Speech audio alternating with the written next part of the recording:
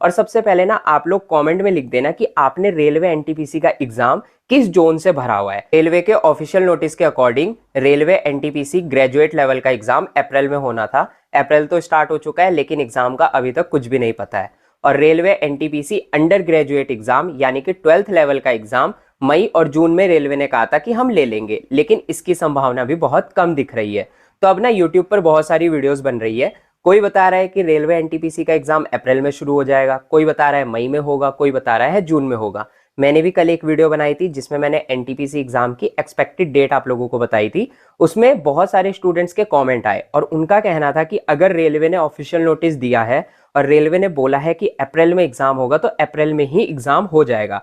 लेकिन मैं एक चीज आप लोगों को क्लियर कर देता हूं, अगर एग्जाम अप्रैल में होना होता तो अभी तक रेलवे का कोई ना कोई ऑफिशियल नोटिस तो आ जाता, सिटी इंटीमेशन जारी हो जाता, लेकिन अभी तक तो कुछ भी नहीं हुआ है। इसका सीधा सीधा मतलब यह है कि अप्रैल में एग्जाम नहीं होना है। और मैं जितनी भी चीजें आप लोगों को बताता हूँ ना प्रॉपर एनालाइज करने के बाद ही बताता हूँ, क्योंकि मैं पहली बार तो यूट्यूब पे वीडियो बना नहीं रहा हूँ, मैं कोई नया यूट्यूबर तो हूँ नहीं। मैं पिछले 2-3 साल से यूट्यूब पर वीडियोस बना रहा हूँ। वो अलग बात है कि मैं बीच में थोड़ा सा यूट्यूब से कट हो गया था, मैंने वीडियोस बनानी छोड़ दी थी। इसका मतलब ये नहीं है कि मैं बिना एनालाइज किए ही आपको कुछ बता दूंगा। और यही कारण है कि मैंने कल आप लोगों को एक्सपेक्टेड डेट बताई थी।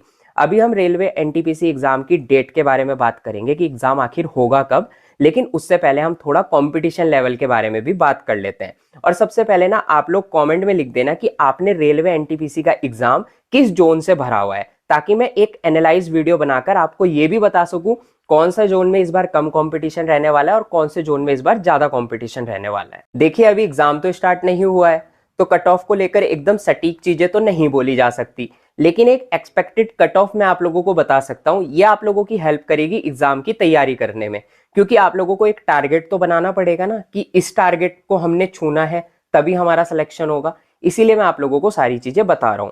अगर मैं आप लोगों से वैकेंसीज की बात करूं तो अंडर ग्रेजुएट लेवल यानी कि जो 12th लेवल का एग्जाम है, टोटल वैकेंसीज आई है 3445 और उसके लिए जो टोटल फॉर्म भरे गए हैं वो भरे गए हैं 58,41,000। अब आप खुद सोचिए, वैकेंसीज तो है 3445 और फॉर्म भरे गए हैं 58,41,000 के आसपास। ये अप्रॉक्स डेटा है। तो अब सोचिए कितना भयंकर कंपटीशन इस बार आप लोगों को 12th वाली वैकेंसीज में देखने को मिलने वाला है। अगर मैं ग्रेजुएशन लेवल वाली वैकेंसी की बात करूं तो वहां पर आप लोगों की वैकेंसीज थोड़ा ज्यादा आई है। वहां पर वैकेंसीज आई है 8,113 के आसपास और वहां पर टोटल फॉर्म भरे गए हैं 63,27,000 के आसपास। अब आप खुद सोचिए कि 8,000 के आसपास तो वैकेंसी है और 63 लाख आपके फॉर्म भरे गए हैं। अगर मैं 10th और ग्रेजुएशन लेवल की दोनों वैकेंसीज को जोड़ दूं ना तो कितनी वैकेंसीज बनेगी? लगभग 12 साढ़े 12,000 के आसपास या 13,000 वैकेंसीज बन जाएगी। और टोटल फॉर्म जो फिलअप हुए हैं उनको जोड़ दूं तो टोटल फॉर्म भरे गए हैं 1,22 या 21 लाख के आसपास। अब सोचिए वैकेंसीज तो है 12-13,000, फॉर्म भर गए 1,21,22 लाख के आसपास। तो कंपटीशन कितना भयंकर होने वाला है आप इस चीज का अंदाजा लगा सकते हो ये डेटा को देखकर। लेकिन कंपटीशन हाई होगा इसका मतलब ये नहीं है कि आप सिलेक्शन नहीं ले सकते। अगर आप लोग लगातार तैयारी करोगे, अच्छे से मेहनत करोगे तो सिलेक्शन तो आप लोगों का 100% हो जाएगा। चलो मैं आप लोगों को एक एक्सपेक्टेड रॉ मार्क्स बता देता हूं। अगर वो रॉ मार्क्स आप लेकर आ गए, चाहे आपने अंडर ग्रेजुएट के लिए फॉर्म भरा हो चाहे आपने ग्रेजुएट लेवल के लिए फॉर्म भरा हो, आप लोगों का सिलेक्शन एनटीपीसी एग्जाम में हो ही जाना है। अगर आप जनरल कैटेगरी के स्टूडेंट हो तो कोशिश करना इस बार 75 रॉ मार्क्स आप लेकर आओ। 70 रॉ मार्क्स आएंगे तो भी चल जाएगा, लेकिन आपका जो स्कोर होना चाहिए 70 से 75 के बीच रहना चाहिए। किसी भी जोन से आपने फॉर्म भरा हो आप लोगों का सिलेक्शन यहां पर हो जाने के बहुत हाई चांसेस है, अगर 70 से 75 रॉ मार्क्स जनरल कैटेगरी वाला ले आएगा।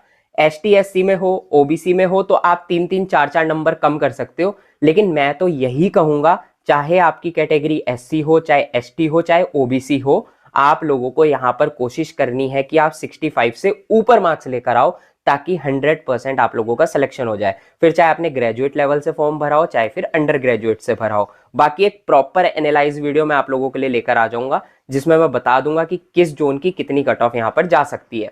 अब अगर हम बात करें कि रेलवे एनटीपीसी का एग्जाम आखिर होगा कब तक, तो जहां तक मुझे लगता है ये एग्जाम अभी थोड़ा लेट होगा, क्योंकि अभी जो है ना मई जून के आसपास टीसीएस काफी बिजी है क्योंकि उसने एसएससी और बैंकिंग के एग्जाम भी लेने हैं। अभी आप लोगों का एएलपी का सीबीटी 2 भी लिया जाना है। आरआरबी, जेई और मेडिकल, पैरामेडिकल की दोनों की डेट्स आ चुकी है, वो एग्जाम भी होने हैं। अगर ये सारे एग्जाम कंटिन्यू करती है टीसीएस, तो कहीं ना कहीं आप लोगों के एनटीपीसी एग्जाम में थोड़ा सा डिले तो होगा।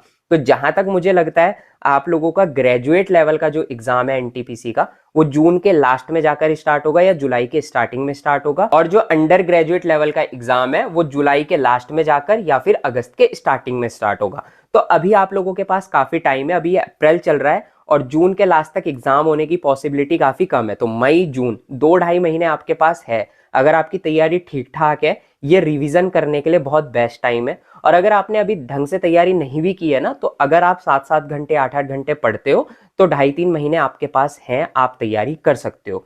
तो लगातार आप तैयारी में लगे रहिए, इधर उधर भटकिए मत। बाकी जो भी अपडेट आती है मैं तुरंत आप लोगों को वीडियो बनाकर बता दूंगा, इसलिए आप चैनल को सब्सक्राइब कर दीजिए। हम मिलते हैं अपनी नेक्स्ट वीडियो में, तब तक के लिए बाय।